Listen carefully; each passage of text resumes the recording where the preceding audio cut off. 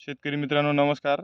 आज आपण बघणार आहोत कापूस या पिकातील चौथा स्प्रे, जो की खूपच महत्त्वाचा आहे. तर त्या स्प्रेमध्ये आपण घेतलेले आहे नेक्सा या कंपनीचे 084347, जे की कापसामध्ये फुलकडी लावण्याचे काम व फुल ड्रॉपिंग व स्ट्रॉंग फुल येण्यासाठी वापरलं जातं. दुसरं औषध वापरलेलं आहे आपण रत्नाकर या कंपनीचे डायनेटोफिरॉन, जे की हिरव्या तुडतुड्यांचा कापसामध्ये मोठ्या प्रमाणात प्रभाव झालेला आहे. त्याच्यासाठी डायनेटोफिरॉन हे 20% वालं आपण मार्केटमध्ये विविध कंपन्यांचे आहेत, ते रत्नाकर कंपनीचे घेतलेलं आहे.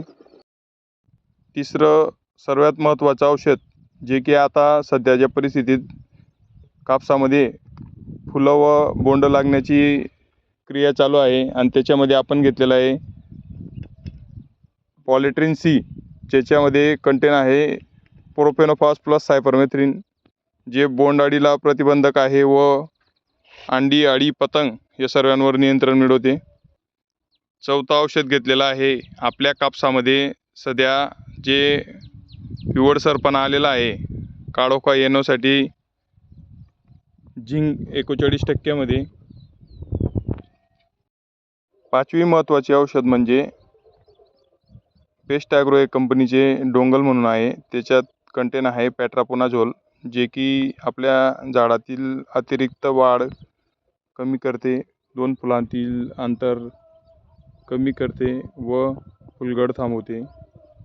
तर अशा पद्धतीत आपण स्प्रे करत आहोत. सर्वात महत्त्वाचे म्हणजे स्प्रे करत असताना आपण सिलिकॉन बेस्ड स्पीडर किंवा स्टिकर हे वापरायलाच पाहिजे शेतकऱ्याने 5 ml ने.